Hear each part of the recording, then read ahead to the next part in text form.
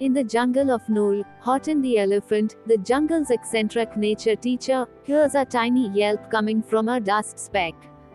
Believing that an entire society of microscopic creatures are living on that speck, he gives chase to it before placing it on top of a flower.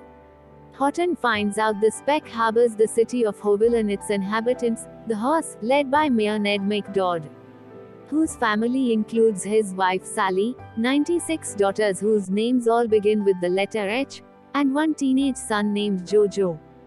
Despite being the oldest child and next in line for the mayoral position, Jojo does not want to be the next mayor, and he does not talk because he is so scared of disappointing his father. Once Horton begins carrying the speck with him, the city starts experiencing strange phenomena, earthquakes and changes in the weather, and the mayor finds his attempts to caution Hoville challenged by the town council, led by the opportunistic yet condescending chairman. After he makes contact with Horton, the mayor finds out from Dr. Mary Lou LaRue that Hoville will be destroyed if Horton does not find a safer, more stable home. With the help of his best friend Morton the mouse, Horton decides to place the speck atop Mount Noel, the safest place in the jungle. The head of the jungle, the sour kangaroo, who refuses to believe that the horse exists, demands numerous times that Horton give up the speck for overshadowing her authority, but Horton refuses. Also taking force toward Horton are the Wickersham brothers, a group of monkeys who like to cause havoc around the jungle.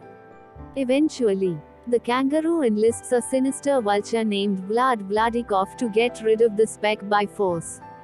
He initially only agrees to do it in exchange for the kangaroo's son Rudy.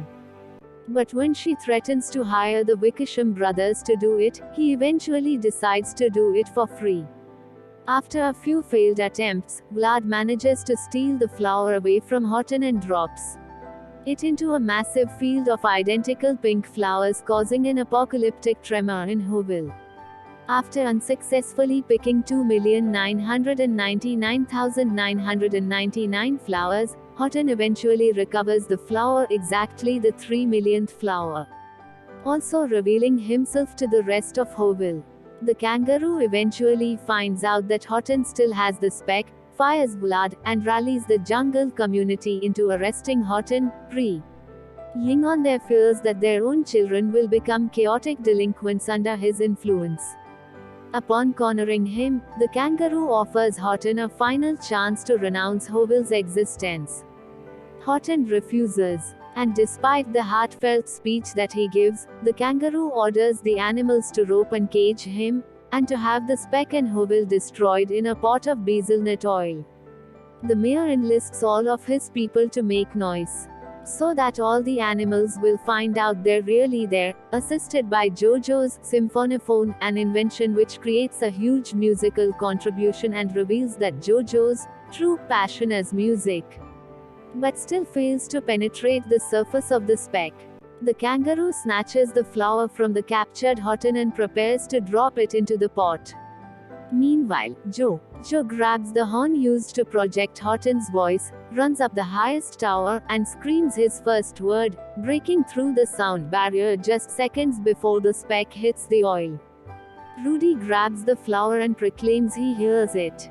And the other animals of Noel notice that they hear it too.